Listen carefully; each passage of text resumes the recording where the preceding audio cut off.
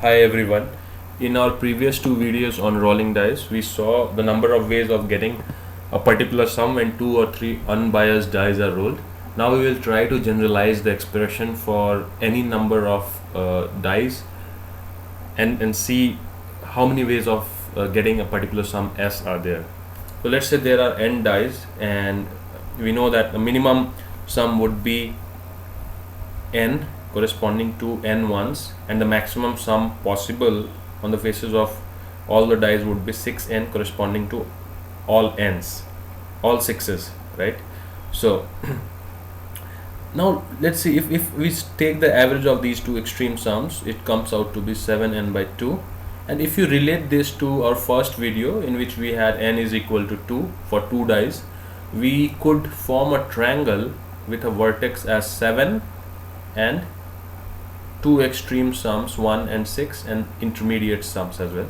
So whenever n is even, to generalize, whenever n is even, 7n by 2, this expression 7n by 2 will be a natural number, and in every such case we can form a triangle, right? Because we will get an integral value for this vertex, and so we can populate the remaining intermediate values on these sides of the triangle. Now let's say if n is an odd number, then 7n by 2 will not any longer be a natural number.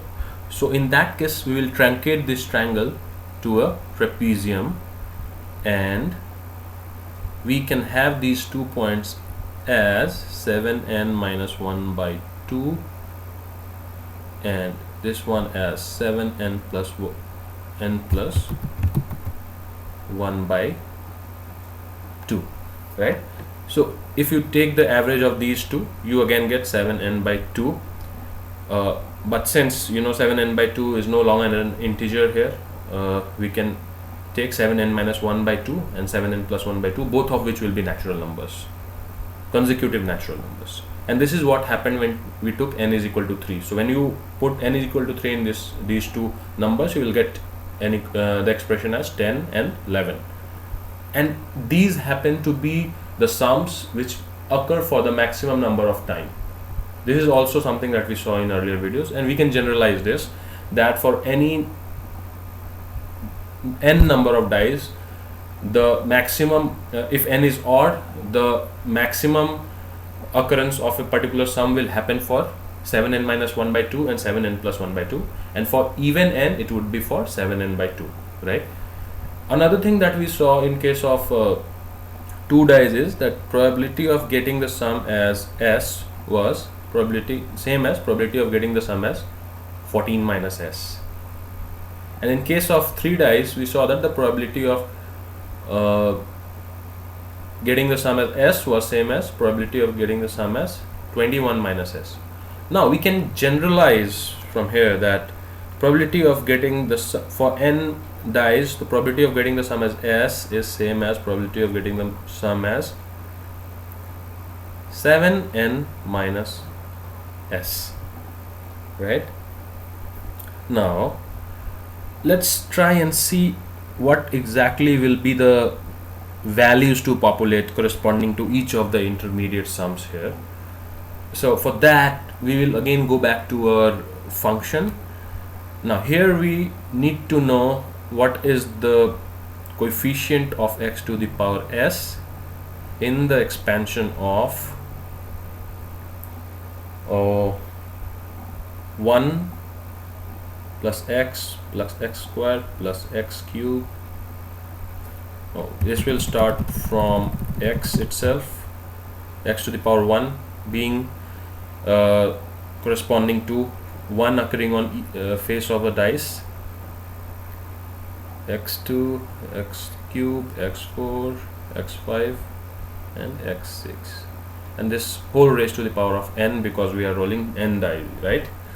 Now if I take x outside the bracket, it will boil down to finding the power of x to the power s minus n in the expansion of, and if I go likewise and even simplify this, I would get something like 1 minus x to the power 6 whole to the power n into 1 minus x whole to the power minus n. This is similar to what we did in our previous videos, right? Because 1 plus x square plus x cube plus x4 plus x5 can be expressed as 1 minus x to the power 6 by 1 minus x, and I have taken 1 minus x in the numerator, and both of these are raised to the power of n. Now we are going to find the coefficient of x to the power 7 x to the power s minus n in this expansion.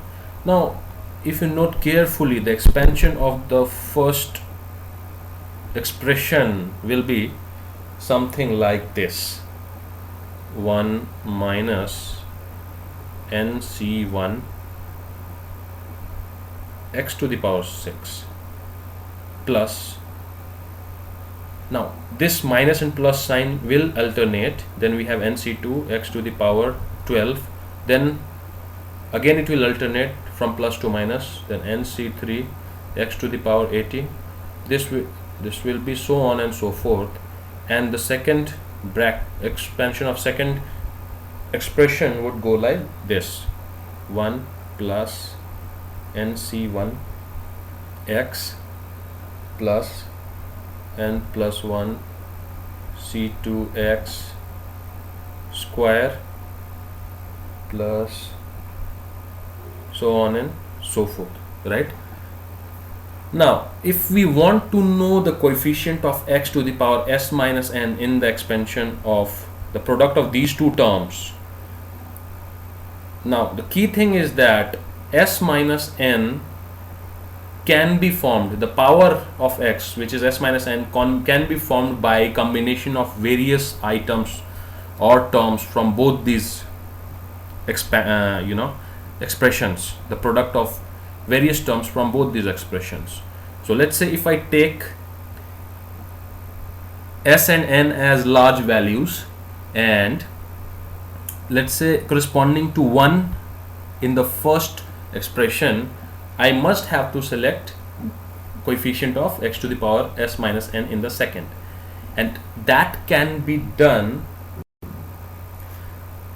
by, if you see any term in the second bracket, the difference between, let's say for example we see the coefficient of x square here, it comes out to be n plus 1 c2. If you see the difference between n plus 1 and 2, it is nothing but n minus 1.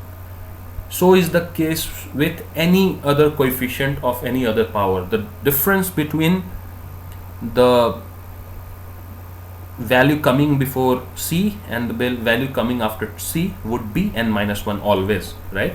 So if we were to look at the power of x to the power s minus n, which will correspond to 1 in the first bracket, it would be nothing but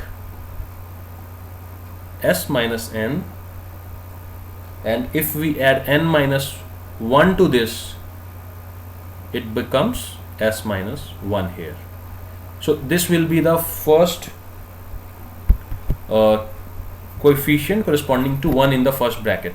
Now since s minus n can be greater than or equal to 6 as well, in that case we will have to consider second terms onwards also in the first bracket.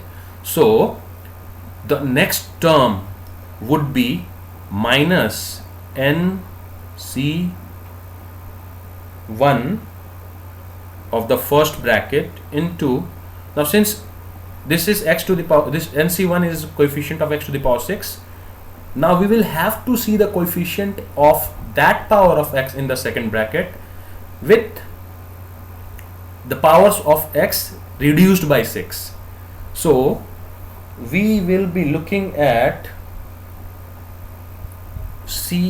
we are talking about s minus n minus 6. We will decrease with respect to this first term, we will decrease a 6 here because we have already taken x to the power 6 in from the first bracket. We need the coefficient of such power of x which is 6 less than the previous case, and this will automatically become, if you add n minus 1 to it, it will automatically become s minus 7, and so on and so forth. The next term will be alternate plus nc2 into subtract 6 from here and 6 from here, and that's what we are doing, right? We subtracted 6 from this one and this one to get the second coefficient with nc1.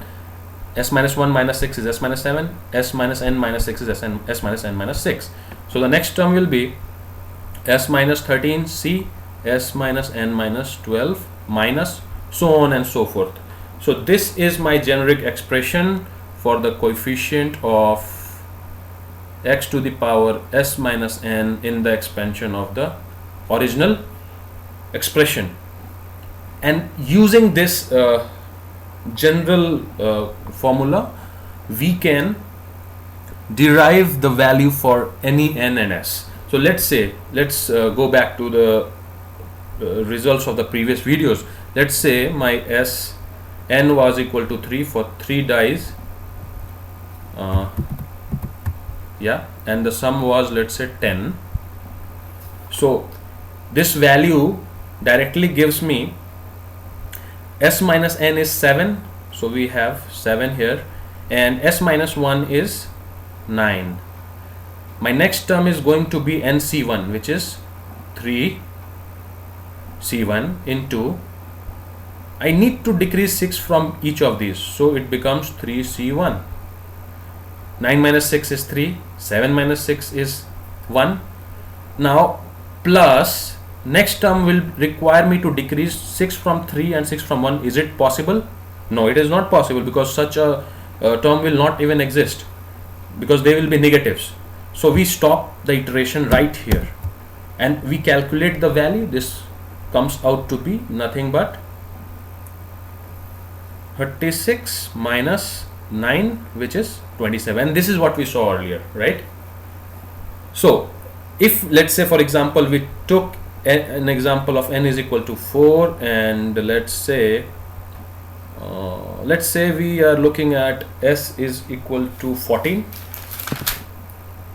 So if I say we are looking at s is equal to 14, then the value of s minus 1 is 13, c s minus n is 10, right, minus nc1, which is 4, into, decrease 6 from each of these, it becomes 7c4, and the next term is not possible because 4 minus 6 is a negative number, so we stop here. So the value that we get is 13c10, which is, I think, which comes out to be 286, minus 4 into 7c4, which comes out to be 140, and this becomes 146. So if you check the value of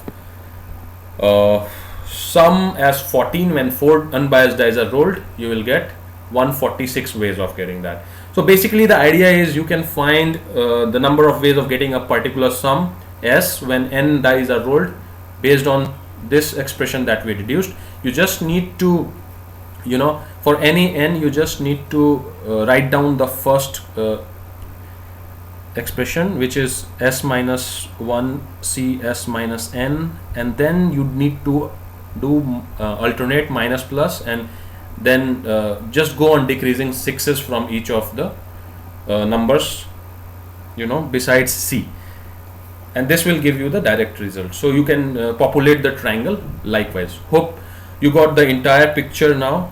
Thanks for listening to this video.